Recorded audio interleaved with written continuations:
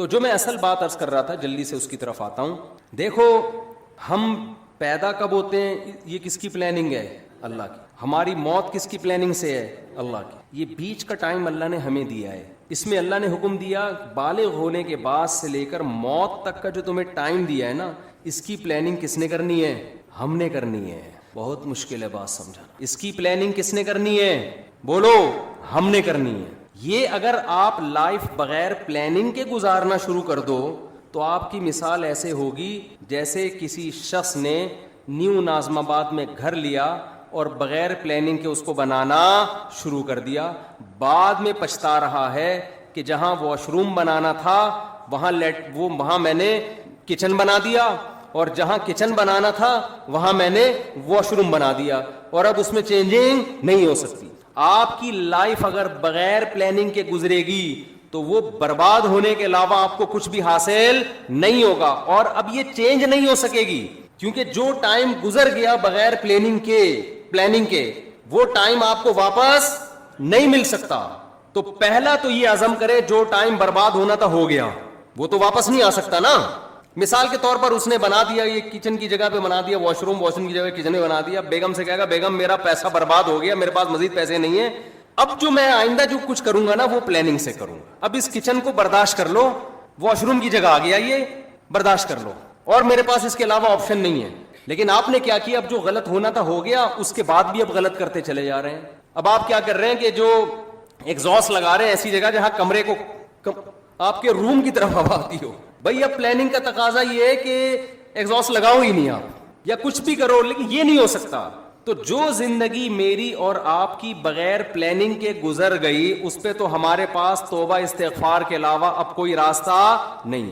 آپ کہہ سکتے ہیں کہ مفتی صاحب آپ کو کس نے کہا کہ ہم نے زندگی پلاننگ کے بغیر گزاری ہے؟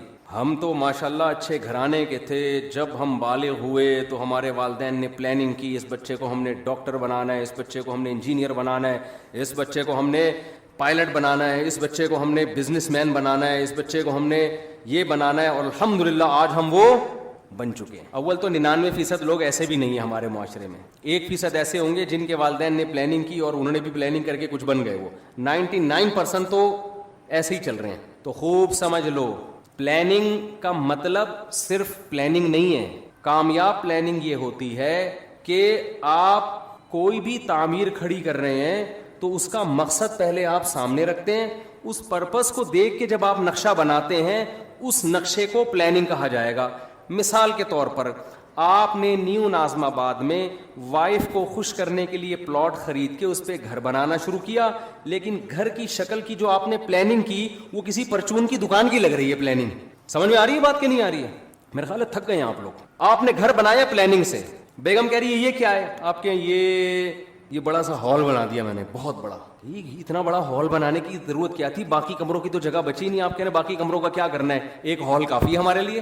وہ کہے گی نہیں مجھے لگتا ہے آپ نے بغیر پلاننگ کے بنایا. آپ کہتے ہیں نہیں میں نے پلاننگ کی تھی, میں نے اس کی پلاننگ کی ہے کہ اس میں اگر کہیں بھی کسی کو گودام کی ضرورت پڑتی ہے نا تو سارا مال اس کمرے میں اتارے گا وہ. تو پلاننگ تو کی ہے آپ نے یقیناً, لیکن یہ گودام کی پلاننگ ہے, یہ گھر کی پلاننگ بولو نہیں. تو میں اور آپ پلاننگ تو کر رہے ہیں فیوچر کی. اول تو بہت سے لوگ کر ہی نہیں رہے. ہمارے یہاں تو الحمدللہ کوئی پلاننگ ہوتی نہیں ہے. زیادہ تر لوگ جو پلاننگ کر رہے ہیں نا اپنی زندگی کی, ان کو یہی نہیں پتا کہ ہماری زندگی کا مقصد کیا ہے. لہذا کوئی پلاننگ کر رہا ہے میں بہت بڑا تاجر بنوں گا, کوئی پلاننگ کر رہا ہے میں بہت بڑا ڈاکٹر بنوں گا, کوئی پلاننگ کر رہا ہے میں بہت بڑا سیاستدان بنوں گا.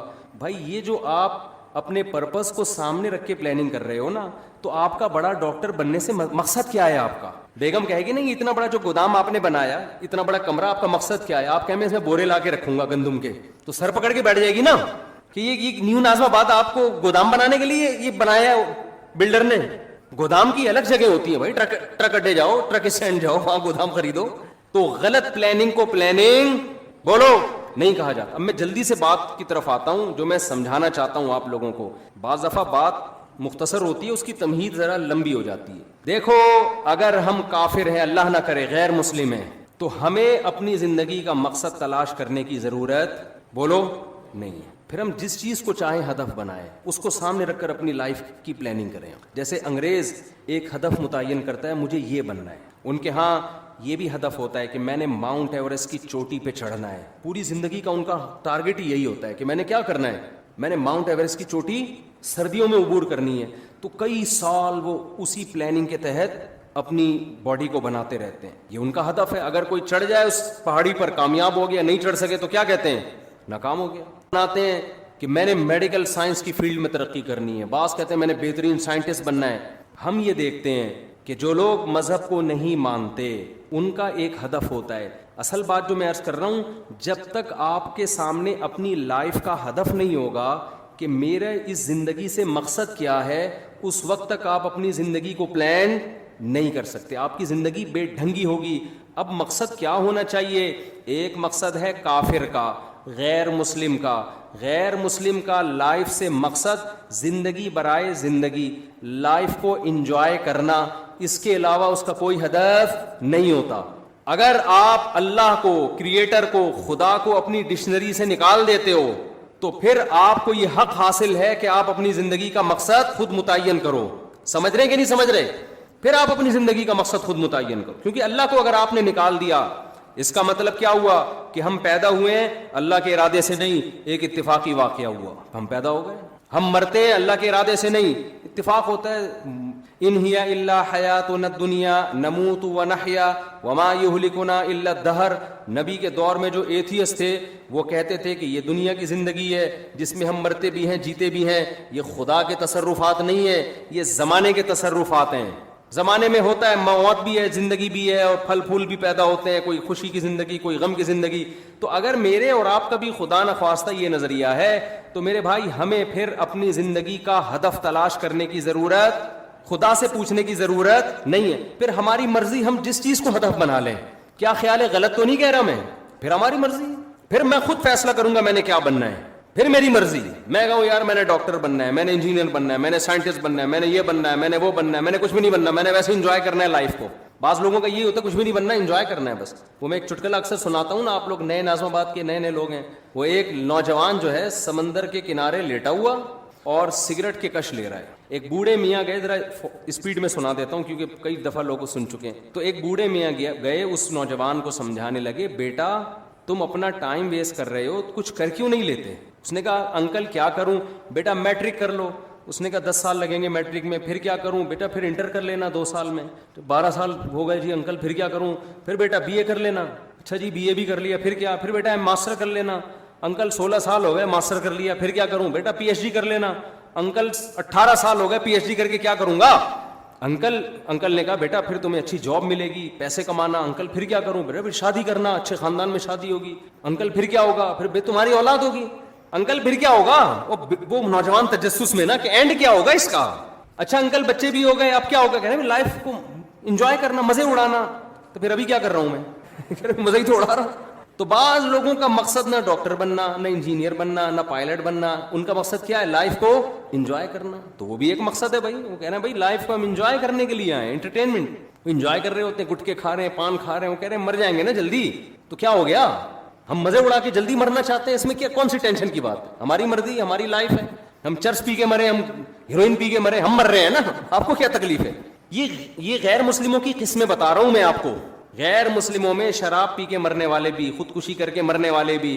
خودکشی کرنے والے کو آپ یہ نہیں کہہ سکتے کہ یہ حرام ہے, اس پہ گناہ ملتا ہے. وہ کہتا ہے گناہ کیا ہوتا ہے؟ میرا جسم ہے, میری مرضی, میں کھمبے سے چپک کے مروں, میں کھمبے سے لٹک کے مروں. میں جب اس دنیا میں ٹینشن میں ہوں تو ٹینشن ریلیز کرنے کا میرے پاس موت کے علاوہ کوئی راستہ نہیں ہے, تو میں مر رہا ہوں نا, کیا تکلیف ہو رہی ہے؟ تو اگر آپ مذہب کو اپنی زندگی سے نکال دیتے ہیں تو آپ بہت ساری ٹینشنوں سے کیا ہو جاتے ہیں؟ بظاہر آزاد ہو جاتے ہیں. بظاہر آزاد ہوتے ہیں, حقیقت میں تو ٹینشنوں میں, عذاب میں پڑ جائیں گے آپ. تو پھر آپ کو ہدف خود بنانے کی اجازت ہے کہ آپ متعین کریں میری لائف ہے, میری مرضی ہے, میں خود فیصلہ کروں گا میں نے فیوچر میں کیا بننا ہے. یہ بھی فیصلہ کروں گا کہ کیا بننا ہے, یہ بھی فیصلہ کروں گا کہ کچھ بننا بھی ہے کہ نہیں بننا, ویسے ہی رہنا ہے. ہم جب 4تھی کلاس میں تھے نا تو ہماری ٹیچر نے سب بچوں سے پوچھنا شروع کیا کہ کون کیا بنے گا. ایک بچے سے پوچھا, اس نے کہا ڈاکٹر. مجھ سے پوچھا, میں نے کہا پائلٹ. بچوں کو اس وقت پائلٹ بننے کا بہت شوق ہوتا تھا, سب سے وہ پوچھ رہی تھی. ایک لڑکا بڑا شرارتی تھا, اس سے پوچھا بیٹا تم بڑے ہو کر کیا بنو گے؟ کہتا دولہا بنوں گا میں. اس نے کیا کہا؟ اس وقت تو ہم سب کو اس پہ ہنسی آئی، لیکن بات یہ ہے کہ جب آپ نے لوگوں پہ چھوڑ دیا کیا بننا ہے، تو کہہ رہا ہے مجھے سب سے زیادہ مزہ کس میں آئے گا؟ دولہا بننے میں، میں دولہا ہی بنوں گا، میرا ہدف ہی دولہا بننا ہے۔ اس وقت تو یہ بات ہمیں سمجھ میں نہیں آتی تھی، لیکن جب ہم آج 50 سال کے ایسے لڑکے دیکھ رہے ہیں نا جو دولہا بننے کی خواہش میں ترس رہے ہیں، جو دولہا بن ہی نہیں پا رہے بیچارے اپنی حرکتوں کی وجہ سے، تو پھر مجھے وہ یاد آتا ہے کہ یہ دولہا بھی خوش قسمت لوگ بنتے ہیں، اور خواتین کے ساتھ پیش کی معذرت، بار بار دولہا بننے کی سعادت یہ بہت ہی خوش قسمت لوگوں کو ملتی ہے، اللہ تعالیٰ حفاظت میں رکھے۔ تو اب مجھے ایک بات بتاؤ کہ یا تو آپ ادھر ہو جاؤ انگریز کی طرف، ان کا ہدف وہ خود متعین کرتے ہیں، لیکن جو خدا کو ماننے والے ہیں، دیکھیں قرآن بہت ساری اہل ایمان کی جو علامت بیان کرتا ہے نا، اس میں بار بار یہ کہتا ہے کہ یہ علامتیں ان میں پائی جاتی ہیں جو اللہ پر اور آخرت کے دن پر ایمان رکھتے ہیں۔ ہمیں شروع میں یہ چیزیں سمجھ میں نہیں آتی تھیں، لیکن اب جب کمپیئر کر رہے ہیں نا دنیا کی قوموں سے، تو قرآن بار بار کہہ رہے ہیں جو اللہ کو مانتے ہیں وہ زنا نہیں کرتے، جو اللہ کو مانتے ہیں وہ رشتہ داری کو توڑتے نہیں ہیں۔ آج ہمیں گورے نظر آتے ہیں رشتہ داری توڑتے ہوئے، آج ہمیں گورے نظر آتے ہیں زنا کرتے ہوئے۔ جو اللہ کو مانتے ہیں وہ شراب نہیں پیتے، جو اللہ کو مانتے ہیں وہ سود نہیں کھاتے، جو اللہ کو مانتے ہیں وہ نماز پڑھتے ہیں۔ آپ کو گوروں میں 20 خوبیاں نظر آئیں گی، ہر بات شروع کرنے سے پہلے 20 دفعہ تھینک یو، بات ختم کرنے کے بعد 20 دفعہ تھینک یو، بہت ساری خوبیاں ہیں۔ نماز پڑھتے ہوئے وہ نظر نہیں آئیں گے، رشتوں کو جوڑتے ہوئے وہ نظر نہیں آئیں گے، وہ تو باپ جیسا قریب ترین رشتہ بڑھاپے میں اس کا اولڈ ہاؤس میں گزرتا ہے اس کا۔ تو قرآن نے بڑا فرق کیا ہے ماننے والے اور نہ ماننے والے۔ تو پہلا تو آپ فیصلہ کرو کہ ہم ماننے والوں میں ہیں یا نہ ماننے والوں میں۔ ہم اگر ماننے والوں میں ہیں تو آپ کو اپنا زندگی کا ٹارگٹ خود متعین کرنے کی اجازت نہیں ہے، پھر یہ خدا نے جو بتایا اس پہ، اس پرپس پہ آپ کو کام کرنا پڑے گا جو اللہ نے بتایا ہے۔ تو پہلے تو یہ کلیئر کریں۔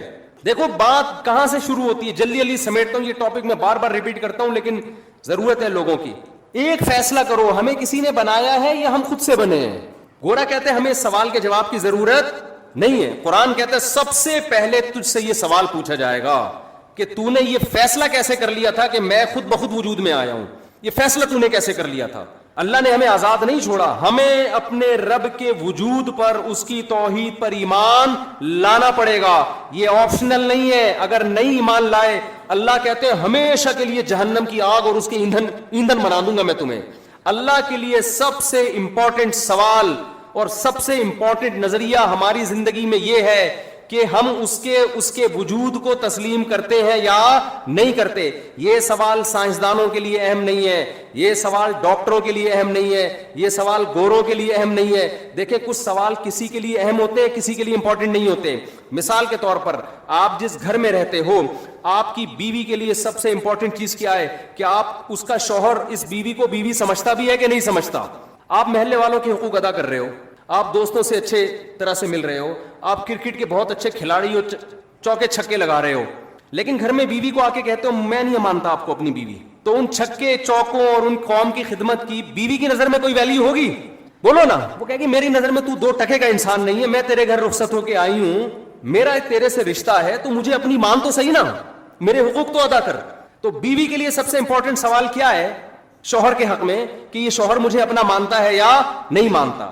اسی طرح خوب سمجھ لو، شوہر کے لیے جب بیوی کا ایک رشتہ ہے تو اس میں سب سے امپورٹنٹ بیوی کے لیے سوال یہ ہے کہ یہ مجھے اپنا ہسبینڈ مانتی ہے یا بولو نہیں مانتی۔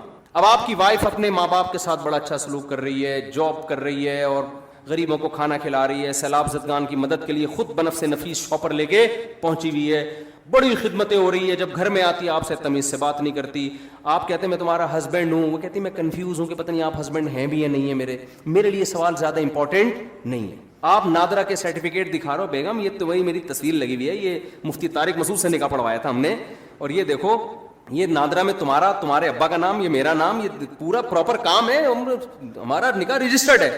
وہ کہتی ہے ایکچولی میرے پاس ٹائم نہیں ہے ان سب باتوں کے لیے، ایکچولی میرے پاس ان سب باتوں کے لیے ٹائم نہیں، میرے لیے سوال زیادہ امپورٹنٹ ہے ہی نہیں، میرے پاس تفتیش کا ٹائم ہی نہیں۔ میں ڈاروین کے نظریے کو مانتی ہوں۔ ڈاروین کیا کہتا ہے کہ اتفاق سے وجود میں آ گئے، تو اتفاق سے آپ ہمارے گھر میں آ گئے، دیکھنے میں شوہر لگ رہے ہیں آپ، اب اس تفتیش میں جانا کہ یہ ڈاروین کا نظریہ ٹھیک تھا غلط تھا، میں اتفاقی چیزوں کی قائل ہوں۔ سائنس سے ثابت کرو کہ تم میرے ہسبینڈ ہو، سائنس سے کوئی ثابت کر سکتا ہے؟ کسی کا باپ بھی ثابت نہیں کر سکتا، کوئی لیبورٹری ٹیسٹ سے کہ یہ اس کا ہسبینڈ ہے، کوئی کر سکتا ہے؟ بولو نا کیا ہو گیا؟ سائنس سے کہاں سے ثابت ہوگا بھائی، یہ تو گواہوں سے ثابت ہوگا، گواہ کہیں گے۔ آپ کہ نہیں میں سائنس کا اسٹوڈنٹ ہوں, میں سائنس کے بغیر نہیں مانتا. نیوٹن کا کوئی قانون پیش کرو کہ وسیم میرا شوہر ہے, تو ہم کیا کہیں گے؟ سائنس کو غلط جگہ فٹ کر رہی ہے بھائی تو. یہی سوال نا آج کل کے لبرل لوگ کہتے ہیں سائنس سے خدا کا وجود ثابت کرو. اول تو سائنس سے بھی ہوتا ہے, لیکن ایک مثال دے رہا ہوں. اتنے ثبوت اللہ نے اپنے وجود کے دے دیے, اتنے مضبوط ڈاکومنٹس پکڑا دیے, اتنے ایک ایک چیز اس کائنات میں خدا کے وجود کی گواہی دے رہی ہے کہ یہ چیزیں خود بخود نہیں بن سکتی. اور گورا کیا کہتا ہے؟ میرے لیے یہ سوال امپورٹنٹ نہیں ہے کہ ہمیں کوئی بنانے والا ہے یا نہیں ہے. تو گورے کے لیے امپورٹنٹ نہیں ہے, میرے اور آپ کے لیے امپورٹنٹ نہیں ہے. جس خدا نے بنایا اس کے لیے سب سے امپورٹنٹ کوسچن کیا ہے کہ تم میرے وجود کو مانتے ہو یا نہیں مانتے. میں 2-3 اور مثالیں دوں. بیٹا کیا کہتا ہے؟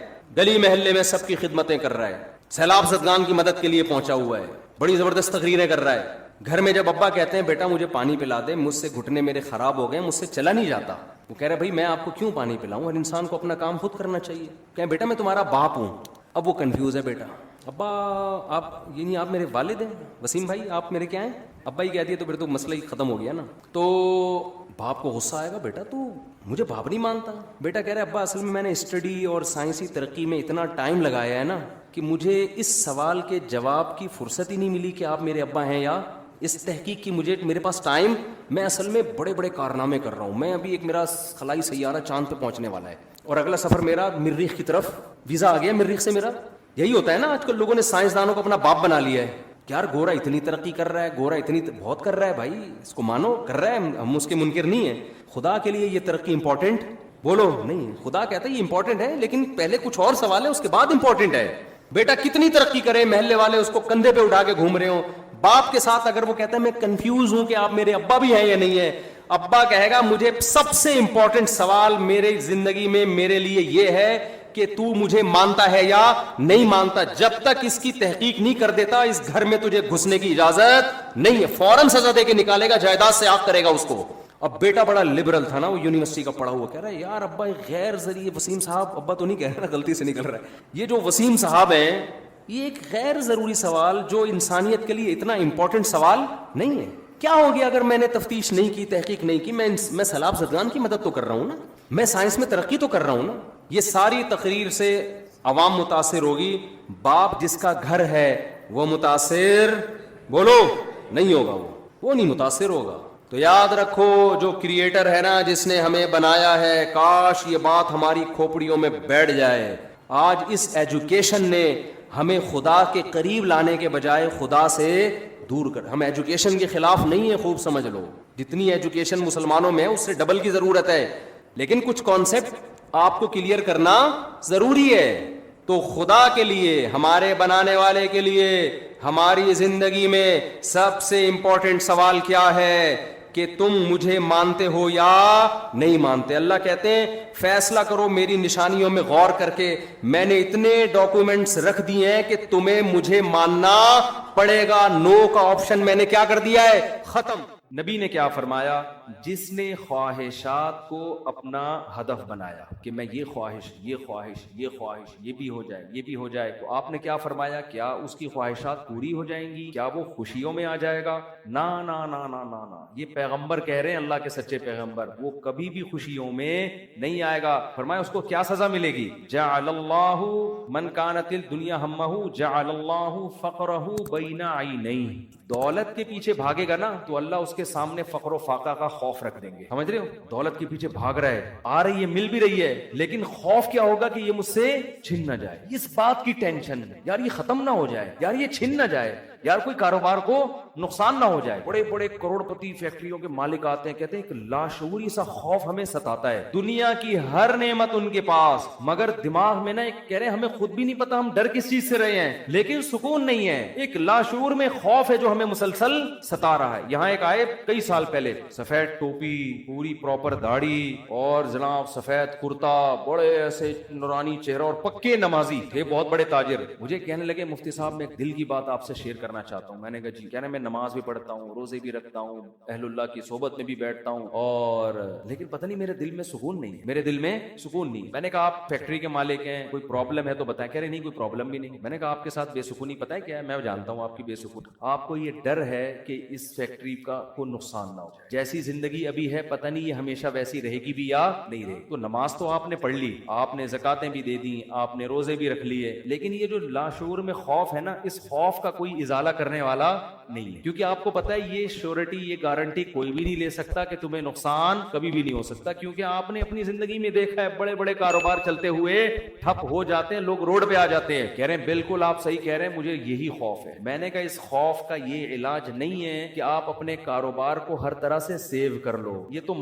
وہ تو کرنا تو چاہیے سیو, لیکن یہ علاج نہیں ہے. میں نے کہا اس کا علاج یہ ہے کہ آپ یہ فرض کر لو کہ یہ چھن گیا آپ سے سب کچھ, ابھی برباد ہو گئی, اللہ نہ کرے فیکٹری میں آگ لگ گئی, اب ہوگا کیا؟ کہہ رہے کیا ہوگا؟ میں نے کچھ بھی نہیں ہوگا. صبح 2 پراٹھے آپ پھر بھی کھاؤ گے, رات کو سونے کے لیے چھپڑا آپ کو گندے نالے پہ یا فٹ پاتھ پہ مل جائے گا, کوئی بات نہیں, انجوائے کرنا. دنیا مسافر خانہ ہے, رہنے کی جگہ بولو نہیں. ہماری بیسک ضرورت ہے, جب شدید بھوک لگے, بھوک برداشت نہیں ہوتی ہے, کھانے کو روٹی مل جائے, یہ بیسک ضرورت ہے. نیند آئے تو سونے کے لیے جگہ مل جائے. یہ نیند ایسی عجیب چیز ہے, آپ اگر نہیں سونا, ایک وقت آتا ہے کہ آپ بچو گے بھی نا تو کانٹوں پہ بھی نیند آ جائے گی آپ کو. جیسے میرے ساتھ ہوتا ہے نا, نیند نہیں ہو رہی, ایک وقت جب بہت زیادہ جمع ہو جاتی ہے, پھر ہم نہیں بھی سونا چاہ رہے ہوتے ہیں, سو رہے ہوتے ہیں. میں ایک دفعہ سفر میں آ رہا تھا, بڑا لمبا بس کا سفر تھا, سونے کا ٹائم ہی نہیں ملا. تو جب ہم سکھر تک پہنچے نا, پرانی بات ہے 20-25 سال پرانی, تو میں ایسا سویا ہوں, کبھی اس کے اوپر جا کے دھڑام سے گر رہا ہوں, وہ اٹھا رہا ہے بھائی کیا کر رہے ہیں مولوی صاحب, پھر جب ادھر پکڑ تو دھڑام سے اس کے اوپر گرا, وہ کہہ رہا ہے مولوی صاحب تمیز سے بیٹھو یار, پھر ادھر. میں جاگنے کی کوشش کر رہا ہوں, لیکن یہ اللہ کی رحمت ہے کہ جو چیز ضروری تھی وہ اللہ نے آپ کے اوپر مسلط کر دی. تو میں نے کہا نیند کا بھی کوئی ٹینشن لینے کی ضرورت نہیں ہے, سونے کی کہیں بھی جگہ نہ ہوئی نا آپ کو. اور جب گہری نیند آتی ہے نا, انسان پہ مسلط ہوتی ہے, بے شک نرم گدا نہ بھی ہو, سونے کا مزہ خاندانی آتا ہے. آدمی کہتا ہے کہیں سر ٹکانے کی, کوئی بندے سے کہتا ہے تو خالی ہاتھ یوں رکھ کے کھڑا ہو جا تھوڑی دیر کے, کہیں سر ٹکانے کی ذرا سی جگہ مل جائے, ایسا مزہ آتا ہے سونے میں. وہ جو سبزی والا جو میرے پیسے لے کے بھاگا تھا نا, وہ ٹھیلے پہ سوتا تھا رات کو, وہ رات کو ٹھیلے پہ سوتا تھا, اس کو سکون تھا نا, اس کی سکون نہیں تھا اصل میں, وہ تھک اتنا جاتا تھا نا فراڈ کر کے ادھر سے پیسے, تو رات کو آ کے اب اس کو جگہ نہیں ملی, تو میں نے کہی تو دیکھا ٹھیلے پہ سو رہا ہے. مزدور لوگوں کو دیکھ لو نا آپ, جہاں جگہ ملے سو جاتے ہیں. تو میں نے ان سے کہا کہ ٹینشن لینے کا نہیں ہے, آپ کی بیسک ضرورت نیند ہے, وہ آ جائے گی. کہیں